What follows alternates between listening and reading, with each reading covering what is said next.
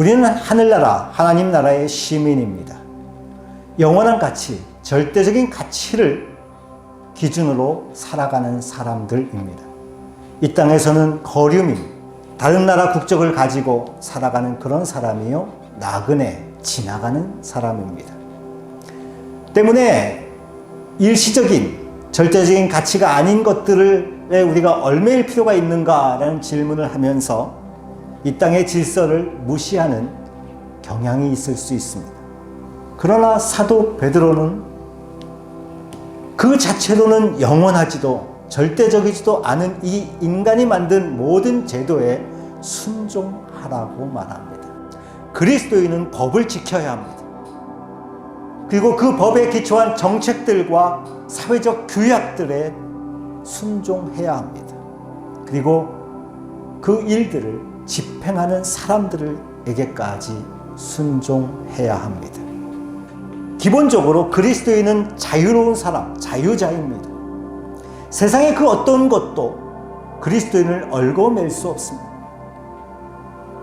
심지어 하나님의 율법도 그리스도인을 얽어매지 못합니다. 우리는 세상 법에 대하여 자유로울 수 있습니다.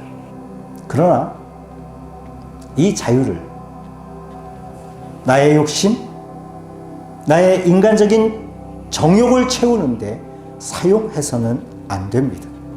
나아가서 그리스도인은 자유로 하나님의 종으로 행하는 길을 선택해야 합니다. 하나님의 종은 이 세상 안에서 이 사회의 구조를 존중합니다. 그 사회 구조 속에서 움직이는 사람들의 삶을 존중합니다. 제도에 순종하는 것이 하나님을 위한 것인 이유는 제한적이긴 하지만 사회 제도와 그 가운데 세워진 사람들이 하나님이 세우셨기 때문입니다.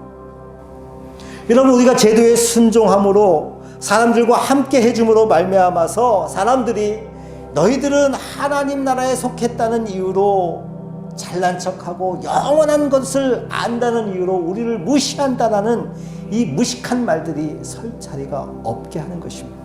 영원한 하나님의 세계를 안다는 이유로 세상의 제한적인 제도를 우습게 여기고 사람을 무시하는 것, 그런 태도와 그것을 따르는 사람들을 순종해주고 존중해주고 함께하는 것, 어느 것이 하나님을 위한 것이겠습니까? 그렇다면 성경이 무조건적으로 무한한 순종을 요구하는가? 그렇지는 않습니다. 또 어떤 분들은 이 정부나 국가가 기독교를 핍박하지 않는다면, 교회를 핍박하지 않는다면 순종해야 한다고 말합니다.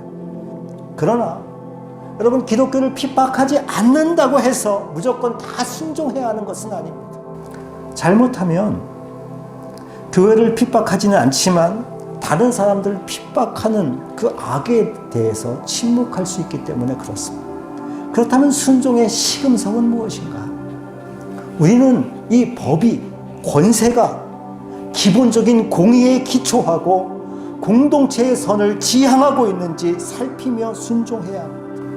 나의 이익에 반하기 때문에 내가 불편해서 제도에 순종하지 않으면서 마치 그 제도가 이 사회의 기본적인 공의를 위배되는 것처럼 이야기해서는 안 됩니다. 한국의 그리스도인은 한국의 모범적인 시민, 이 지구촌의 모범적인 시민이 되어야 합니다. 이것이 주님을 위한 길입니다. 우리가 이런 모습을 잘 견지해야 영원한 진리를 알지 못하는 사람들의 무식한 말을 막을 수 있습니다. 이 시대에 진리를 모르는 사람들의 무식한, 과격한 말들이 얼마나 많이 넘쳐나는지 모릅니다. 심지어 하나님의 교회가 없어져야 할 악이라고 말하는 사람들도 있습니다. 왜 그렇습니까? 우리가 선행으로 제도에 순종하는 선한 시민 생활을 통해 그들의 무식한 말을 막지 못해서 그렇습니다. 제도에 순종하십시다. 때로 나에게 불리한 면이 있더라도 그것이 기본적인 공의와 선, 하나님이 그 사람을 세우신 이유에 위배되지 않는다면 순종해야 합니다. 나의 이익과 나의 불편을 이유로 제도와 정책에 대해서 항거하지 마십시오. 우리가 이렇게 살아갈 때 우리가 하늘의 것을 추구하며 영혼을 향해서 나가는 우리의 이 삶을